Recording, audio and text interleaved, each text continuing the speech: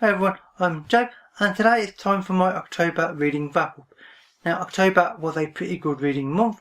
I read 12 books in 6 different genres, so it was an extremely varied month. And without further delay, I'll get straight into the first book, which was Make Me by Lee Child. This is the 20th book in the Jack Reacher series. This is a thriller series, and the basic premise of every single book in the series is that Jack Reacher is a former American military policeman. He left the army many years ago, under good conditions of course, and now he just wanders around America, and he's basically kind of like a tourist in his own country due to obviously being in the military up until that point, so he never got to see anything.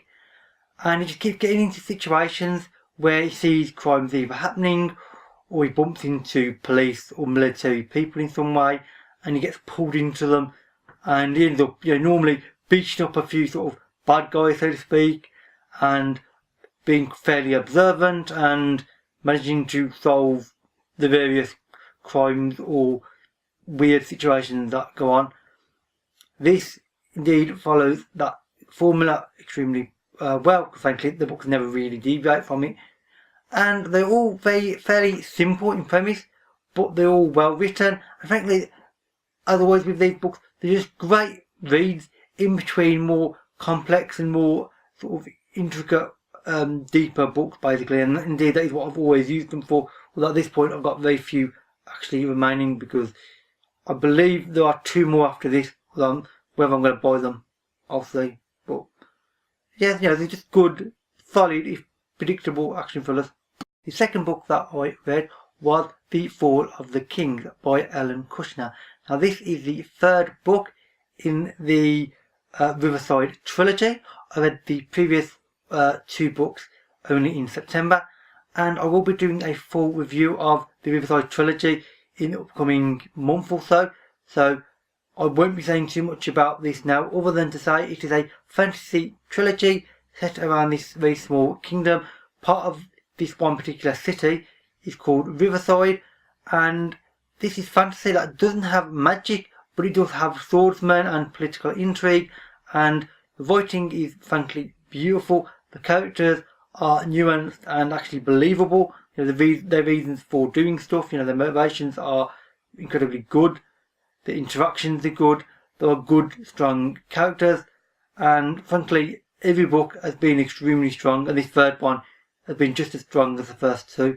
It differs a little bit because in this there are hints of possibly magic existed once upon a time many years previously, but I'm not going to say any more. But yeah, it's an interesting book, and obviously if you've read the first book, then obviously you're going to be reading the second and want to read this one because they are frankly fantastic. The next 2 books that I read were Origin and Space, both by Stephen Baxter. Now, this is book 3 in the Manifold trilogy, and this is a short story collection written not long after the 3rd book, with short stories that are based directly off all 3 books, and some of them are only vaguely then based off vague ideas in it, and it's quite a curious mixture.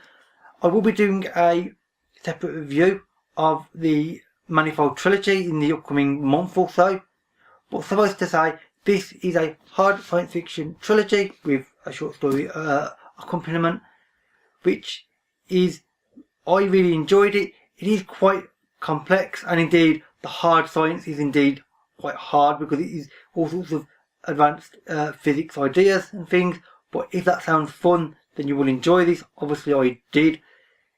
It's got some very peculiar ideas. It will take you a bit to get into the trilogy in the start, but it is well worth it in the end, I think, if you like those kind of books, because they are well written and got some, frankly, the ideas that Baxter does, as is often the case with Baxter, he knows what he wants to say for his ideas, and then he knows how to create a bigger world for them. Next up is Age of Godpunk by James Lovegrove. Now, this is actually not one book as such. This is actually 3 novellas combined into a relatively smallish book. Now, the 3 novellas are called Age of Anansi, Age of Satan and Age of Gaia. Now, all three of them are extremely interesting. An Age of Anansi deals with Anansi, who is a spider god, and essentially he wants to have a sort of presence in our world, and he basically links up with a guy called Dion Yabora, and they end up going to America and going to essentially a kind of a trickster god convention and competition in America, which sounds odd, and indeed it is, but actually it's really fun, and it's really just great to see all these trickster gods in various incarnations and of the various countries around the world, all in the same area, all with their own incarnation, their own person, to make things physical. And frankly, I really enjoyed this one. The second one was Age of Satan. This one was quite an interesting one. It's a guy who gets sent to boarding school. He then gets bullied and things. He makes a deal with Satan, and later in life this comes back to bite him, but maybe not in the way you think. Again, it might be in the way you think. I don't want to say any more because there are some interesting ideas and some quite fun, despite the fact it's to do with Satan. It's actually not as grim as you might think. And the third one is Age of Gaia, which is a billionaire sort of tech guy, and he has been sort of ravaging the planet for resources and stuff, and energy and stuff, and this sort of comes back on him at some point in the story, which I can't go into details about, but it's peculiar, and it's the only one that I was a little bit unsure about because there is one or two scenes that's a bit uncomfortable, frankly, but overall I did enjoy it though, and I did rate this book quite highly actually. And this is the first thing by James Lovegrove that I've read. I will look into him as an author and see what else he's written, because I honestly don't know what else he's written, so it'd be interesting to see. The next book that I read was Foreigner by C.J. Cherryh. This is part of the Foreigner series. Actually, it is book 1 in the Foreigner series. The Foreigner series numbers around 17 or 18 at this point, and it is split into multiple trilogies. So books 1, 2 and 3 as an overarching storyline, 4, 5 and 6 another overarching storyline. They have the same major characters for the most part, I believe, throughout all the books. But of course, this is only the book 1, so I honestly don't know, and frankly I don't want to know, because I want to keep some surprise in it. But as far as the actual book is concerned, this is a science fiction book where humanity went to the stars in a big colony ship, and basically when they got to a certain distance from Earth, a very, very long way away, something went wrong, and they are basically lost in space, and they had to find a planet to settle on because their ship couldn't sustain the population. And the planet they chose had another life form on it, a human-like creature with two arms, 2 legs, and this race, however, they inhabit pretty much the entire planet, although their technology level is low and the human technology level is high. So they go down, and this is set 600 years or so, or actually 500 years actually, after that initial colonisation or attempted colonisation, and things are now different in an interesting way. And it's about one guy, essentially, the one human character. He's a diplomat for the human race on this world, for this alien race, and it's an interesting combination of both very heavily alien characters with a completely different outlook, and one human character who's desperately trying to figure out what his place is in the world and how he can help both his own people, humans, but also he likes the people that he's interacting with, the alien race, because of course he's a diplomat, so he gets used to them, and it's an interesting mix. I like the writing, the characters were good, the action was interesting as well, because it's slightly slower paced than some science fiction of this kind, but I think it works extremely well because there are some sort of little bursts of activity every now and again, which I really appreciate, and overall I would rate this rather highly. Next up, I read the Complete Short Stories Volume 1 by J.G. Ballard. Now this is a big monstrous book. It is near 800 pages, and it is a short story collection which has around just over 70 short stories in it. So it's big in every sense of the word. And I think I can probably class this as my favourite short story collection book I have ever read in my entire life. This was fantastic, it really was. Now, there is a volume 2 of this, which I haven't yet read, although I will be starting that probably within a week or two. And that, again, will take me probably ages, because this took me about 6 or 7 weeks to read in total, because the sheer number of short stories in it does take a while to read without spoiling them. It is somewhat science fiction, but not entirely. A lot of the stories are classed as science fiction as such, but they're more psychological, and indeed some of them are almost entirely literary fiction. And I just think all the short stories in this, I mean, there's a few medium ones, but most of them were at least very good, if not simply fantastic, because Ballard has a very strong interest in psychology, and this reflects in his stories, obviously. And this is just fantastic. I loved this book really bad. I'm very eager to get to the next one, like I said, so I would really recommend this badly, or anything by Ballard so far, because everything I've read has been frankly excellent. The next book that I've read is Only Human by Tom Holt.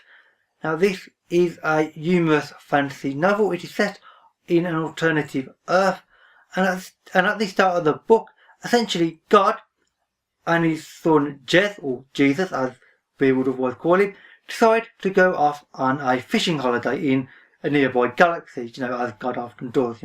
He quite enjoys fishing, but he doesn't get a chance to do it because he's busy doing God work. And his other son, the one that he doesn't talk about and that doesn't come up in the literature, he's left alone in God's house. And basically he uses God's computer, which is obviously a really good computer because he needs God. Unfortunately, he doesn't know how to use it very well, and he ends up switching souls of various beings. In some cases, some of the things aren't actually technically living. For instance, he switches the souls between a big sort of metalworking machine and just some young guy who happens to work in the factory, which is interesting. Oh, and one of the characters, indeed that character, is actually based in the same city that I live in, Birmingham, which I thought was a nice thing to just randomly come across in a book, because I didn't expect them to start talking about my city, and indeed they start talking about locations that I actually know and I go to on a weekly or regular basis, which I thought was nice. The humour in it is basically, frankly, mad, but some parts of it don't necessarily work. It's a bit sort of, really, you're going to say that? Makes you think at times, but for the most part, it is indeed pretty good. The writing is solid. The characters are, well, frankly, as deranged as the humour is, unsurprisingly. And overall, though, I really did enjoy this. And overall, I do enjoy Tom Holt because I've read quite a few of his, which are there actually on my shelf. So I would recommend this if you're looking for a humorous book with some, frankly, bizarre ideas. The next book that I read on my Kindle, and that is an ebook, and that is The Hidden Face by S.C. Flynn.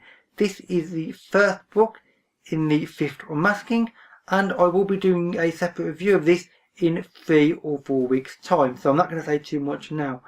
It is a fantasy novel set in an interesting world.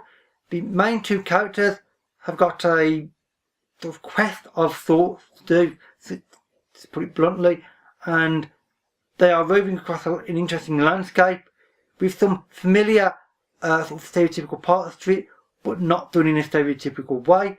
And indeed the characters, you initially think they're a bit stereotypical, but you soon realise very quickly they're not quite what you think they are, and this does have a nice take on things, frankly, and I did really enjoy this book overall. But I'll say more, and frankly I'll say it a bit more intelligently in that review in a few weeks' time, because there's quite a lot to say about this book, because I did greatly enjoy it.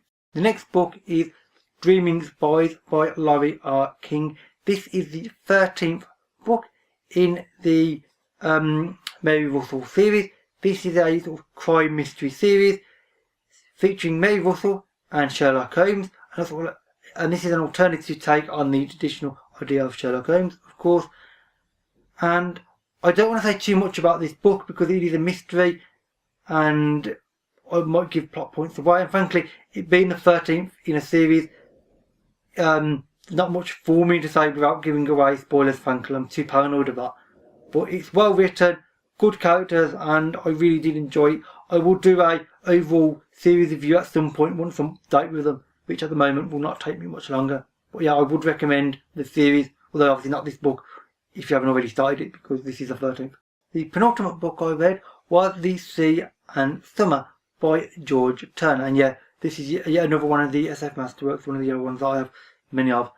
Now this is climate science fiction, and it is also speculative science fiction.